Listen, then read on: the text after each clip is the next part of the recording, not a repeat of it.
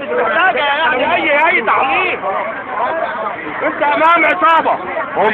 انت امام عصابه الصبحيه يا عم. احتلال. سيبكم كده. دول احتلال. الرسول قال ايه؟ هل الرسول قال لنا في الدين البنت اللي تلبس مهما كانت لابسه هنروح في الشارع؟ لا، ده في سوره كده اسمها سوره النساء والكنوز خارج جزء الارض، خارج جزء الارض مصر. ده عار جيش مصر هيفضل للابد. معلش ولا انا كده هتتكلم على الاخوان ونادي البلد. احنا لازم نقول لك منافس نادي البلد الجيش. انت كنت على الجيش خير الكلام. هم خير من ماشي على الجيش. انا فاهم كل اللي بيجرى كلنا خير من الارض. استناني ايوه بس ما هو ده اللي مكتوب في الدين. بص يا هم فين احنا خير من الارض مصر. ايوه مصر. هم بص هو هي العصابه. العصابه كل اللي بتعمله عرض عليها عشان تدخل الناس هم في جدال وحوارات. دي حرمه مصريه. كل الجيش كده. قلنا له كده يا عم عمل ايه؟ فرحان. هو جمهور صبيح انكشف. وكل الحوارات والجدالات البسيطه دي مش لازم توصلها للنهايه ان خلاص وجههم القبيح ظهر والصراع وقع. انت ما انتش امام زي بيقول لك الجيش المصري خط احمر. الكلام ده كله كلام فارغ. هو لو جيش ولا احتلال النهارده والبنت يا عم هو لا جيش لا قصه جيش ولا قصه جيش. انت دلوقتي امام احتلال عسكري. العسكر ده لما تقعد تحلله وتعب ليهم وبيعملوا كده. هم دلوقتي انت امام مصادمه واضحه. احنا يعني معلومه عندهم يعني احنا نموت يا هم يموتوا. وهم بكل الوسائل بيستخدموا كل الاسلحه عشان يقضوا على الثوره.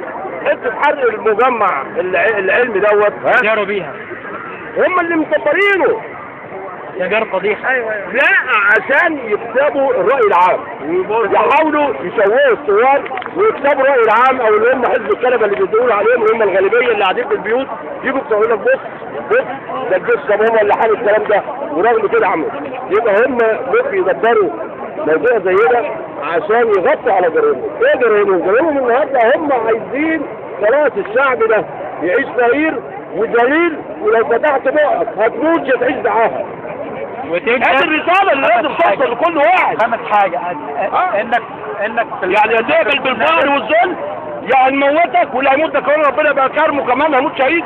اللي هيعيش معاه. اقول لك الحاجه الخامسه. هذه الرساله اللي بيوصلوها للمجتمع ولازم المجتمع كله يفهم الحقيقه دي. الحاجه الخامسه ترحم على هو عاصم مبارك. لا ولا عصر يا عم. هو مبارك كان الجلده بتاع الكتاب. لكن الكتاب شالوا الجلده والكتاب هو لسه انت امام نفس المنهج. احنا دلوقتي امام عصابه كلها عسكر. والعسكر دول عباره عن محتلين البلد. فلازم يسلموا البلد المحتله لاهلها يديروا شؤونه. لان انا اللي هعرف مصالحي فين. انا اللي هعرف اعالج الجوع والناس في الشارع. كل ده مش هتعالج الا بناس مدنيين. عايز مدني يحكمني. انا بعرف مين مدير انا مش عايز مدني يحكمني. مش قضيه مدني. انا هضرب لك مثلا النهارده دول يجوا مجلس عسكري. طيب حللهم كده اي واحد يعمل عقله يحللهم. بص لهم قد ايه؟ هذا سحر كده في الجيش؟ لا رقم واحد. لا خليني معاك حاجه ده عجزه ما ينفعش يمشي حتى. ثاني حاجه موقعهم فين؟ هتدور على اي دول. يا اما في نادي لا في فندق لا في العزبه لا في الشاليه. هو دي مكانهم. في لواء ليه مكان تواجد في ده وبيدي اوامر من بدايه الانضباط صغيرين يعملوا يخلصوا على رصاص هادي. فدول لا جيش ولا بيحاربوا ولا ده هم بيتعاونوا مع العدو ضدنا. والشعب بيه السلام حطوا ايديهم في ايدين الاسرائيليين وقالوا لاسرائيل كده احنا وانتوا ضد الشعب ده. هنزلوا ونجوعوا ونجهلوا ونمرقوا ونفطروا. وده اللي حصل. فلازم الشعب يفهم الحقيقه. انت امام محتل بالفعل ما يقلش خسه عن الصهاينه. كان منطلق اللي هو السفر عسكر. مفيش غير كده. فانت هو ما لازم تتاخد بهذا المعنى نخش في جدالات ومش عارف ايه وده عمل. لا هي الحقيقه خلاص واضحه.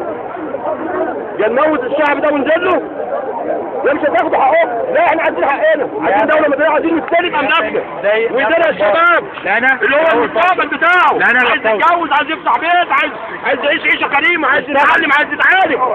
وهم خد بالك اكبر عائق امام العمل والانتاج. هو اللي يقول لك عايزين بقى تشتغل، هم اللي خربوا العمل وهم اللي خربوا الانتاج وهم اللي اعطوا الشباب وهم اللي طلعوا حتى اللي معاه ده العالي بيقول له مفيش امانه، اللي محل كشري قهوه هو مالكش واسطه ولا رشوه. هو ما بيطلبش واسطه على حد ده مش عيب، انت قاعد نزلت على الارقام ويحتاجوا. وكمان دلوقتي بيعجزوا كمان حتى ما يطلعش العمل يدوي، يعني يبقى محقق مواد العالي وما ينفعش بعمل يدوي كمان ويبذل. ما يبين ايه؟ ما يبين سياسته انا في اعلام تعرف مدرب بالظبط مصر واضح. اي واحد يشغل مخه شويه يعني مش هياخد الكنترول.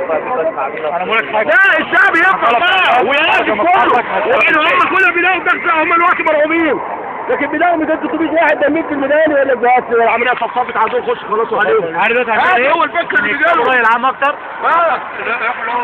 الصوره دي مجرد يشوفوها في التلفزيون هم بيهروا على نفسهم.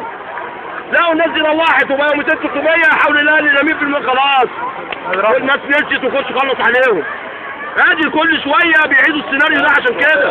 هيعملوا كده كهرباء بس يستمروا ويضغطوا. عايزين ناخد بلدنا وعايزين نشوف الشعب ده يعيش كويس.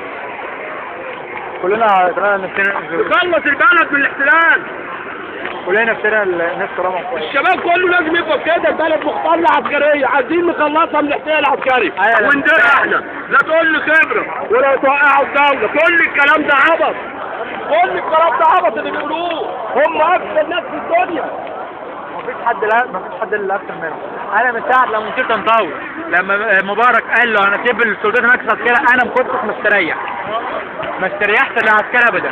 ما هي من زمان وهي من 30 سنه مبارك نجيب هنقول الذل والفساد. يا عم السياسيين والاعلام والجمهوريه كل دول ما هم عملوا المجرم. الجرنارجي اللي بيديله مليون جنيه، هل في جرنارجي بيقول كلام يستحق مليون؟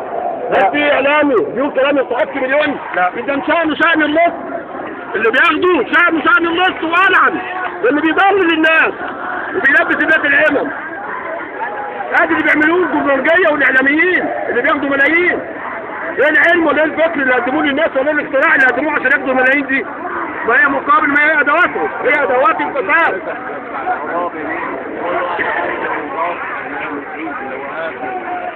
مبارك عنده 25 قصر الجمهوري على مستوى الجمهورية كلها، على كل محافظة قصر، وكل قصر طبعا يعدي. ده تدخل ازاي؟ لما كل مجرم مديله مش عارف 100,000 فدان ولا 35 مليون متر، الشعب هيلاقي 20 متر يعيش فيهم ازاي؟ وهم هذه كلها وزعوها على سطح المية. فيها غليت المرة أراضي مصر كلها طبعا. خلاها مش رخصها. ايوه، هو بيعجز الشباب من الخالص، يخليه يبقى بقى يبقى حياته، يبقى ادميته، لا جواز ولا شغل ولا اي حاجه. هيدفع سعر الايجار في الحاجات دي.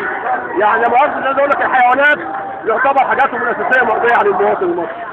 الحيوانات اللي بالشارع يعملونا حتى معاملة حيوانات، يعملونا حتى بس زيهم، يعملونا يعني الحيوانات طاعوا الشباب. هم عايزين يوصلوا هي دي المعيشه. طب استنى قلت تاني بجد هتقول لي طب بقى سلمها لنا بقى. هو بيطلع حيوان انا بقول احنا الشعب ينفعش لازم نحترم البلد دي بلد المصريين ولا بلد العسكر؟ هي اوراقنا وخلي بالنا انت باب الثوره خلي هتوصل رابط اللي معاش هو قاعد على مكتبك وانت موظف حكومي كنت قلت لك كلمه وسخه. مش عايز احمد هو معلش من قدامك على الثوره. هم عايزين يقولوا لك ايه؟ الله يرحمه مبارك ليه ابناء، كل ابنائه بالارض وقع ودول له ابن واحد لسه قاعد المصيب، الابن الوحيد لو وقع نستريح. ده الابن الاخير واقوى ابن عنده، اكتر واحد اكبر ابن عنده واقوى ابن.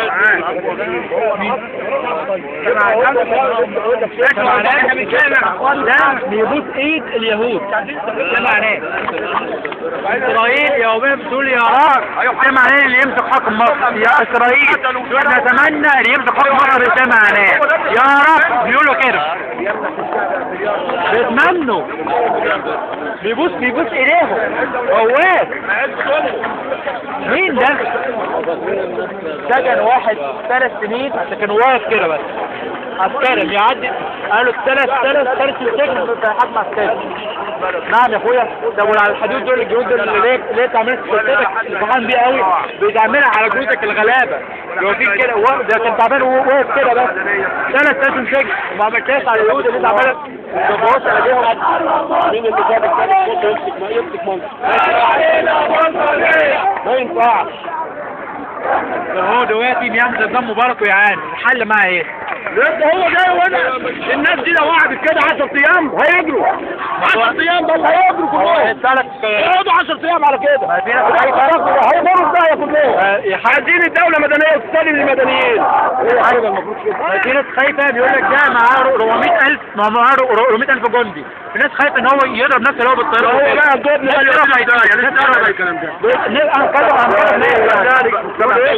استناني لا المجتمع الدولي هيسيبه ولا هو يضمن الجنود دي كلها تضرب الدكتور كمل على بحر متوسط. اللي بيوافقوا على العنف النتائج معينة هو يغذيها ويتأكلها ويرجع له ومالد مصر.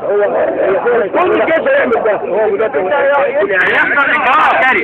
كل الجيش يحصل اللي هو زي ليبيا. يعني هي نتائج معينة نتائج مهمة كده. لأنهم ناس مبدأ وبيأكلها بزيادة وبيحرقها للمشاكل فيها. لو حصل مش كل الجيش هينهج نفس النهج ولا يوافقهم. لو حصل يحصل زي ليبيا بالظبط. الجيش اتقتل. جيش متصور وجيش على القذافي. لا احنا غير ليبيا وغير احنا 90 مليون. 90 لا ده احنا دولة عظمى. جيش قل 300,000 هيقفوا ضد 90 مليون ما ينفعش. هيحصل جبهة عسكري. هيجروا. تعرف لو مجرد بس 500 يقطوا مرة واحدة وكل ما تهدش كله هيجروا وهيكلموا السلطة المدنيين. مين الجندي اللي ليه اهل في البيت ويروح يموت اهله؟ الجندي 100 سنة وحده ويمشي. عارف ان دول اهله. الوقت 11 شهر مفيش حاجة اتغيرت ولا في حاجة هتتغير. الجيش كل سنة متغير. وما أخذ بالقوة ولا بغير القوة. هم خدوا الحكم بالقوة وظلموا الشعب بالقوة ونقموا الدنيا بالقوة. كل الظلم اللي عملوه وتبنيها قوة. احنا هي قوة هي الشعب كله ينزل. عملية الحلاب قوة الشعب ان كله ينزل وفشلوه. تمام. ايوه ماشي.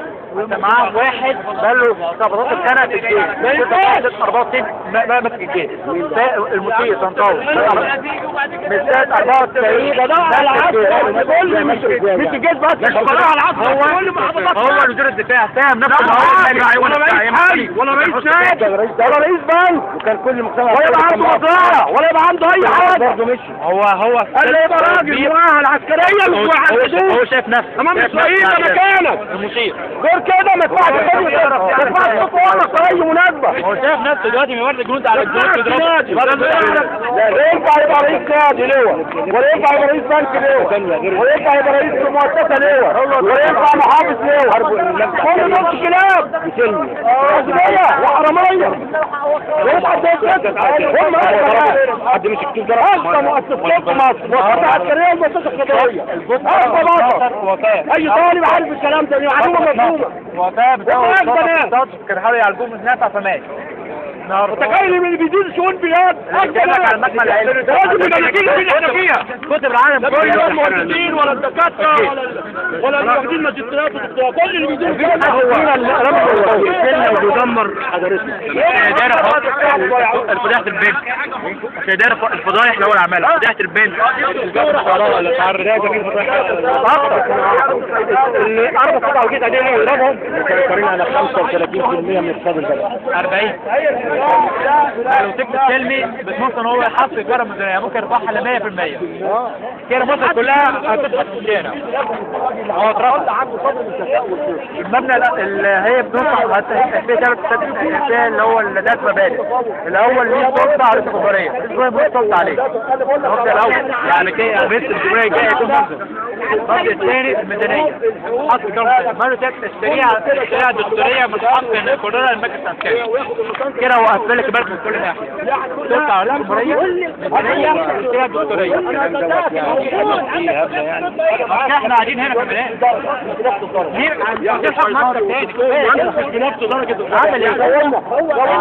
دلوقتي حط حاجه مغيظاني في حياه الشهداء اللي عملها في مدير تنطاوي، عملها واحد تاني. ليه وبنطلع في مدير تنطاوي نفسه ساعه لما قلنا 53,000 عملها ونفسه. لا هو في البلاد المحترمه لما يجي حد يعمل حلف، لما عسكري يعمل في الشهداء بيطلع القائد الاعلى. القائد الاعلى عندنا ما طلعش عمل حلف، طلع واحد عارف لو عمل حلف هو بنفسه كان يكون حلف. هو القائد الاعلى بنفسه يعمل حلف شهداء، لكن هو كلام الرحم كله غباء وكله اسوان ونوبي اهله اسوان اتهاجم عليهم من امبارح. القريه النوبيه اللي عاش فيها الاهالي هاجموا على البيت بتاعه، على بيت اهله كانوا قالوا احنا مستفيدين منه، ده مستدعنا ولا حصل معركه. بروا منك نوب اسوان نوبيين، بروا منه. ده مبارك لما المنوفيه اتبروا منه برضه. خليه هو كده هيخسر نفسه وربنا على الظالم. الكلام ده هو ده ده من الجديد.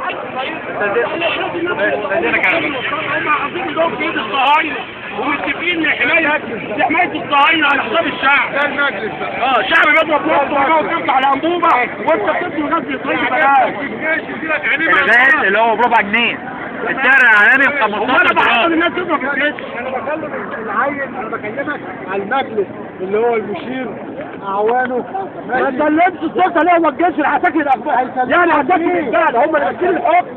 أنا بتكلم هيسلمها لمين؟ الحكومة المنتخبة. الحكومة المنتخبة ولا الحكومة يسيبها ويمشي. الشعب.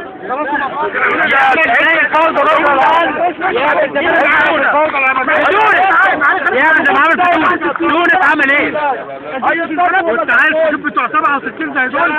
مين بتوع 67 كانوا مين بتوع 67 مين اللي كان رجاله يا عم؟ مين كان مليانه طبعات؟ مليانه طبعات. نعم زي ما عملنا في تونس. انا قدامي حرامي قدامي بيتي فلان. المجرم مين اللي بقى؟ مين حرامي عايز تطلعوا من شقاتي؟ شوف اعمل ايه؟ العسكري مش كده انا اكتب الباب بعد ما بطلع الحرامي. مين اللي جابه؟ مين اللي عمله؟ مين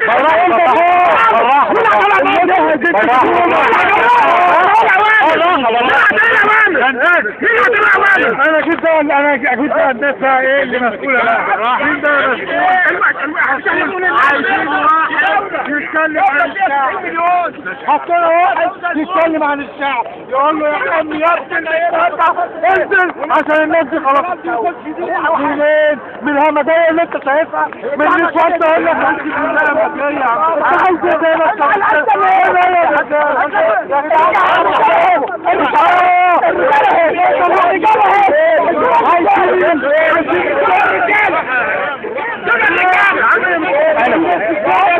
ايه ده بيبعتوا شوية رجالة دول كلهم همجية. ايوه هم بيبعتوا شوية اغبية ده يدخلوا الناس وتعالوا في الميزان يقول لك ايوه يا بطل انا مثلا زعلان بطاقة مثلا زميل الاعلام مات.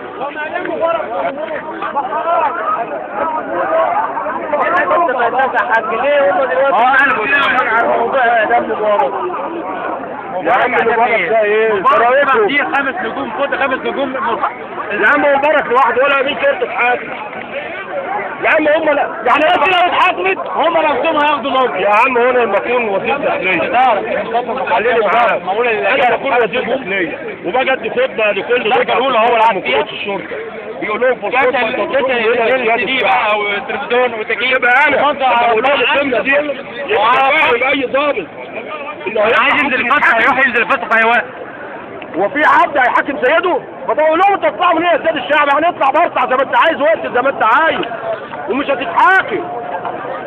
هو رئيس عصابه بيطلع مجرمين، هو ده المنهج، وهو ده المنهج اللي ماشيين عليه. كيف هو ياخد الاوامر منهم؟ يا عم من غير اوامر اي ضابط بيخش.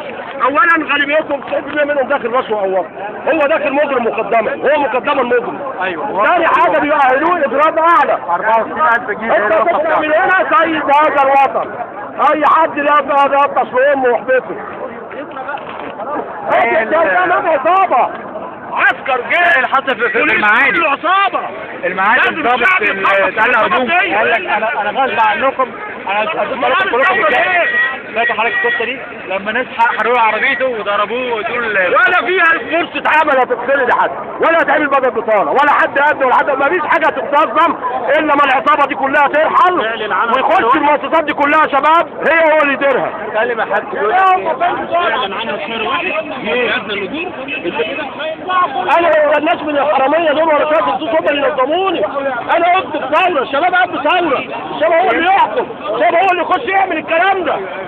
الروح الثوريه انا ما استناش حد يقول له اعمل لي، انا عايز امسك بلدي وانا اللي اعمل. والرأي يكون واحد يا حاج. ايوه الشباب كله لازم يفهم الحقيقه دي. الشباب اللي هو معني اللي هو 70% من تعداد هذا الوطن شباب، هم اللي مستقبلهم جاي. احنا خلاص ايامنا ولد وبنقول كلمه نتحاسب عليها يوم الدين. لسه بيسبقوا لحد دلوقتي في شرطه طاول، لسه صار بيسبقوا زي مبارك. احنا الحمد لله قضينا الفريسه في الحياه وما احناش بندور لا على ايه، لا منصب ولا كرسي ولا عايز نلم هذه الدوله. انا بقول رايي لوجه الله. الشباب ما ينظموش نفسهم. مش استناني يا عم الحاج، استناني بس. يا ايوه عملوا اختلاف قيمه العصابه ترحل وبعد كده الشباب ده يبدا ينظم نفسه وهيرشحه كل حاجه، هيرشح مين النخبه اللي عنده اللي هيجيب ويبقى ياخد فيه وعارفين ان هو زي ما هياخد حقه هيجيب له حقه. هي المسائل كده. المفروض في ناس تنظمها.